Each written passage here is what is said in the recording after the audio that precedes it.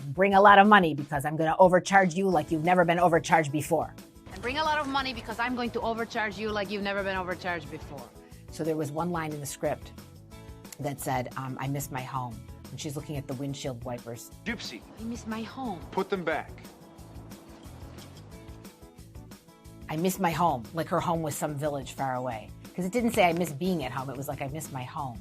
So that's when I decided to give her an accent, but from somewhere we don't know where exactly. She's a gypsy. I think Gypsy is a no-nonsense, tough businesswoman with a heart of gold. I think Gypsy likes to give people a hard time, but I think Gypsy, if your car was stuck on the side of the road, Gypsy would come and give you a tow. Like she would have I just knew she should have like a big watch and a denim shirt. And I decided to put my hair in pigtails. I don't remember why, but I remember getting to the audition and looking around the room, and there were really funny people there, and I just thought, I have to distinguish myself from these other people. My very first day on set, what I remember about working with Ed Hermann was he was so kind. We had a Michigan connection, so we talked a lot about Mackinac Island and fudge and just like being an actor, and he was just so welcoming and warm, and it relaxed me. I mean, I remember having to do the scene over and over again, and it was cold, and it was just so much fun. I'm glad that it started with something with the car right away to make me really feel like, okay, this is it. She works on cars. But I'm telling you, there's nothing wrong with this car. I am paying you for a service. I would like that service performed. Okay, I look again. I love that scene with the two windshield wipers because I think they're both like over 6 feet tall. Ed Hermann was very tall, and I'm 5'3 3/4". Okay, I found something wrong. You did? What? Windshield wipers came right off in my hand. Very dangerous. Thank God I check it again. Gypsy, you broke those off yourself. Yes, I did. So it was a lot of fun. I remember the one where Gypsy and Andrew have a big fight about parking or something. I loved that one because I love to get really mad at Andrew. That was really fun. And then I looked, backed up. No. I did two back up. You backed up. You didn't look. You got in, you turned on your car, and then you whipped out of that space like you were Lizzie Grubman. Tweet timing or what? Liz Torres and Sally Struthers were just favorite actresses of mine growing up. I mean, but I watched them on All in the Family, and I was just such a huge fan. So I had to get over being intimidated by like, oh my God, these people, I'm actually going to be with them.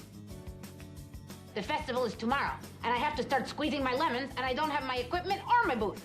To this day, if fans say to me, they wanted me to say something as Gypsy, I'll say either that, something about lemonade, or how can a stupid donut be happy? I think that probably is my favorite line. How can a stupid donut be happy? I love things like that where you're like, oh, you found out that she like has a lemonade stand, can knit a big long sweater. That was really fun. Gypsy loved Lorelai and Rory.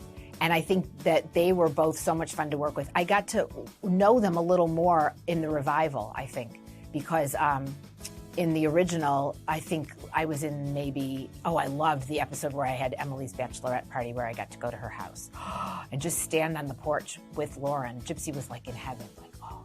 And it was one of my favorite lines is, who's Emily? Hey, Gypsy, thanks for coming on such short notice. Hey, I'm always up for a good party. Emily's in the living room with the others. Great. Who's Emily? Follow me up, point her out. Okie dokie.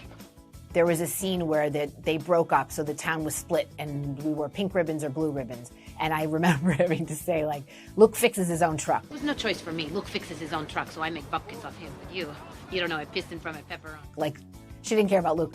But I remember making a decision that Gypsy didn't think Luke was good enough for Lorelai, that Gypsy wanted better for Lorelai. Why do I think Gilmore Girls is so loved? I think that the world is hard, and there's such a cozy, safe feeling when people check into Stars Hollow.